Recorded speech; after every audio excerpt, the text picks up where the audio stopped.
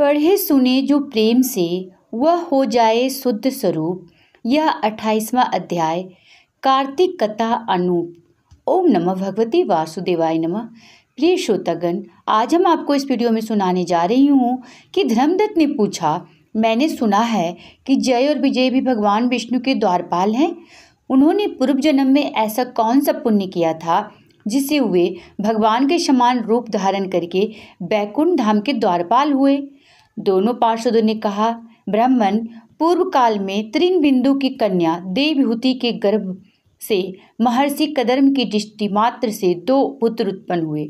उनमें से बड़े का नाम जय और छोटे का नाम विजय हुआ। पीछे उसी देवहूति के गर्भ से योग धर्म के जानने वाले भगवान कपिल उत्पन्न हुए। जय और विजय सदा भगवान की भक्ति में तत्पर रहते थे। वे नित्य अष्टाक्षर मंत्र का जप और वैष्णव व्रतों का पालन करते थे। एक समय राजा मरुत ने उन दोनों को अपने यज्ञ में बुलाया। वहाँ जय ब्रह्मा बनाए गए और विजय आचार्य। उन्होंने यज्ञ की संपूर्ण विधि पूर्ण की। यज्ञ के अंत में अब विस्थान के पश्चात राजा मरुत ने उन दोनों को बहुत धन दिया। धन लेकर दोनों भाई अपने आश्रम पर गए। वहां उस धन का विभाग करते समय दोनों में परस्पर लाग डांट पैदा हो गई। जय ने कहा, इस धन को बराबर बांट लिया जाए। विजय का कहना था, नहीं, जिसको जो मिला है वह उसी के पास रहे। तब जय ने क्रोध में आकर लोभी विजय को शाप दिया, तुम ग्रहण करके देते नहीं हो, इसलिए ग्राह अर्थात मगरमच्छ हो जाओ। जय के शाप को सुनकर विजय ने भी शाप दिया, तुमने मद से भ्रांत होकर शाप दिया है, इसलिए तुम मातंग अर्थात हाथी की योनि में जाओ। तत्पश्चात उन्होंने भगवान से शाप निवृत्ति के लिए प्रार्थना की। श्री भगवान ने कहा, तुम मेरे भक्त हो, तुम्हारा वचन कभी असत्य नहीं होगा। तुम दोनों ही अपने दिए हुए इन शापों को भोग कर फिर से मेरे धाम की प्राप्ति होंगे। ऐसा कहकर भगवान विष्णु अंतर्धान हो गए। तदंतर वे दोनों गंड नदी के तट पर ग्राह और गज हो गए। उस योनि में भी उन्हें पूर्व जन्म का स्मरण बना रहा और वे भगवान विष्णु के व्रत में तत्पर रहे।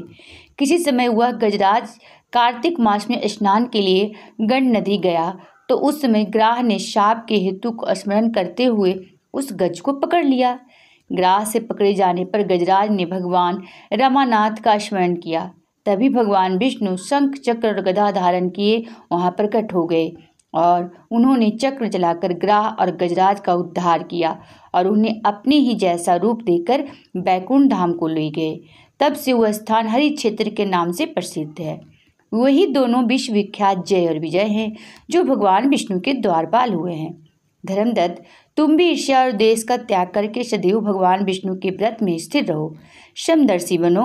कार्तिक, माघ और बैसाख के महीनों में सदैव प्रातःकाल स्नान करो। एकादशी व्रत के पालन में स्थिर रहो। तुलसी के बगीचे की रक्षा करते रहो। ऐसा करने से तुम भी शरीर का अंत होने पर भगवान विष्णु के परम पद को प्राप्त होगे।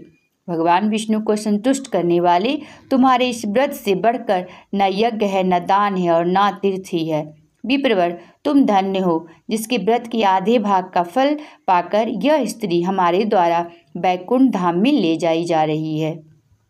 नारद जी बोले, हे राजन, धर्मदत्त को इस प्रकार उपदेश देकर वे दोनों विमानचारी पार्षद उस कलह के साथ बैकुंठ धाम को चले गए।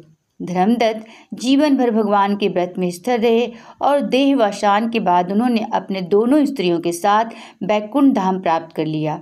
इस प्राचीन इतिहास को जो सुनता है और सुनाता है वह जगत गुरु भगवान की कृपा से उनका सानिध्य प्राप्त कराने वाली उत्तम गति को प्राप्त करता है। तो मेरे प्रिय श्रोतागण, यदि आज की कथा अच्छी लगी हो तो वीडियो को लाइक और चैनल को जरूर सब्सक्राइब करें। धन्यवाद।